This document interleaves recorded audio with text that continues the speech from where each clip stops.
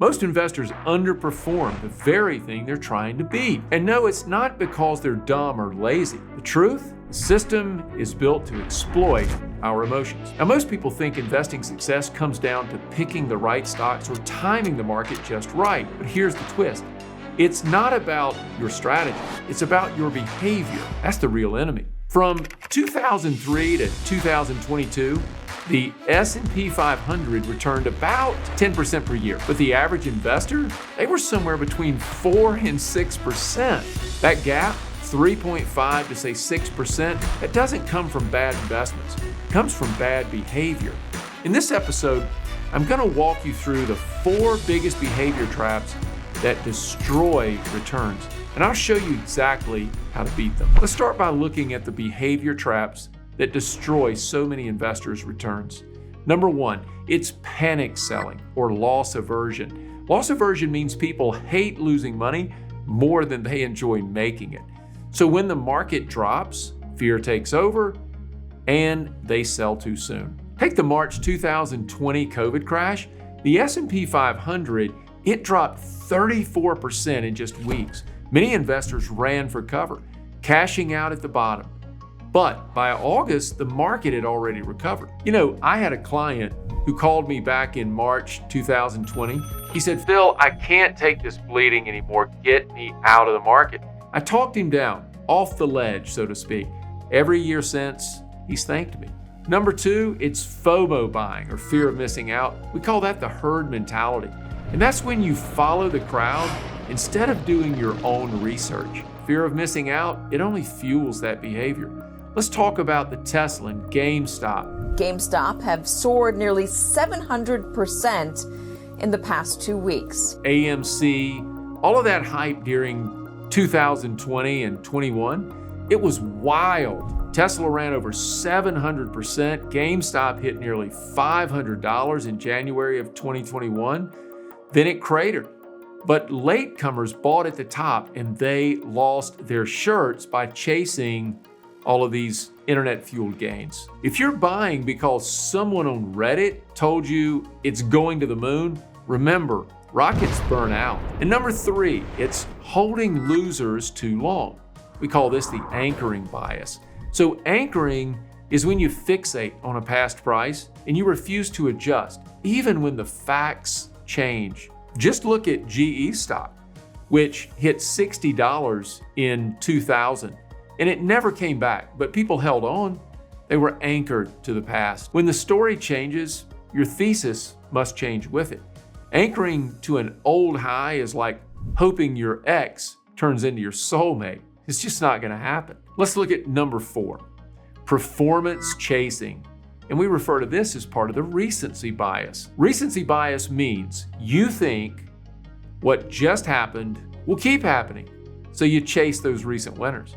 Take ARK Innovation, an ETF, ticker symbol ARKK or ARK, which soared 150% in 2020. Everyone was piling in. Then it tanked 70%. Look, buying last year's winner is often a losing strategy. Very often, I might add. By the time it's hot, the upside is gone. You're the last one in the pool and the water is freezing. Watching too much CNBC or chasing those hot tips, that rarely builds wealth. It builds anxiety and inconsistency, which leads to overtrading and underperformance. Before we get into how to fix it, here's the good news. These costly mistakes, they are avoidable.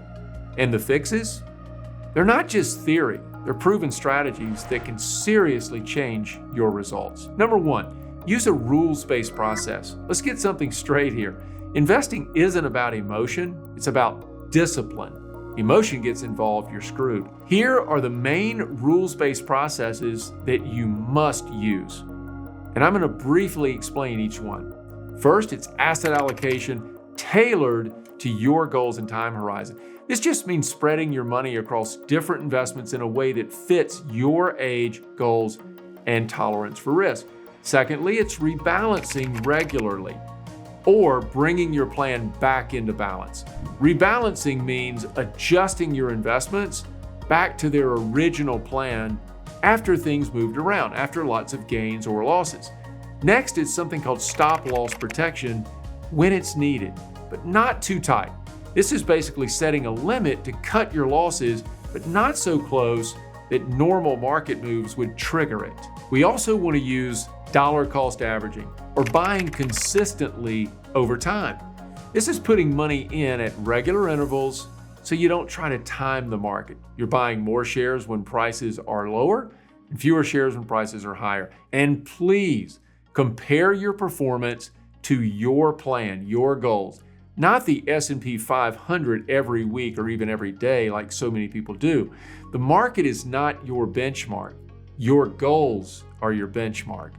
Number 2, partner with a disciplined advisor. Let's be honest, most people don't need more information, they need better decisions.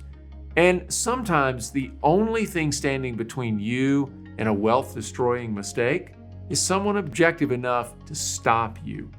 The real value of advice is not stock picking, it's behavioral coaching. In fact, Vanguard's Advisor Alpha study, it shows advisors add 3% per year, not by picking stocks, but by keeping clients from making bad decisions. A good advisor doesn't flinch when the headlines are screaming.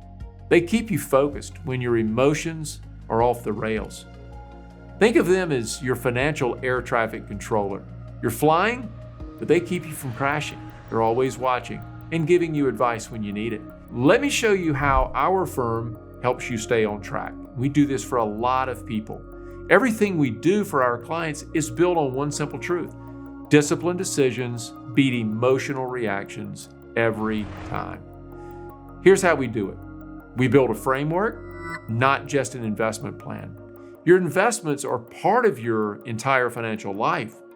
That's why we use our proprietary 10 elements of wealth management, which help you answer, is my lifestyle sustainable? Am I maximizing tax efficiency? Is my portfolio aligned with my goals? We use rules-based investment strategies.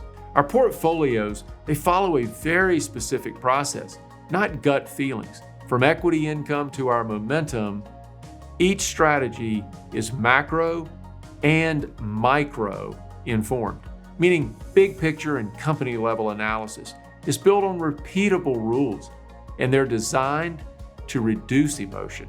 Just the opposite of what most investors are doing. We track what matters. No cocktail party bragging, no guessing, we track. We're tracking things like retirement income, we're stress testing, tax impact of Roth conversions, progress towards your real goals. That's what we're tracking. If you got value from this video, please do me a favor.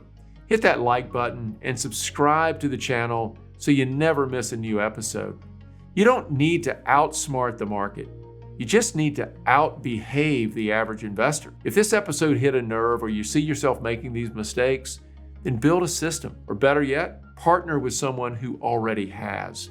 If you're ready, head to OmniStarFinancial.com and schedule a call with one of our associates, or click that link in the description below. Let's build a better investment experience together. And speaking of investments, click or tap the screen to watch a video we produced that covers your retirement plan and how to never run out of money.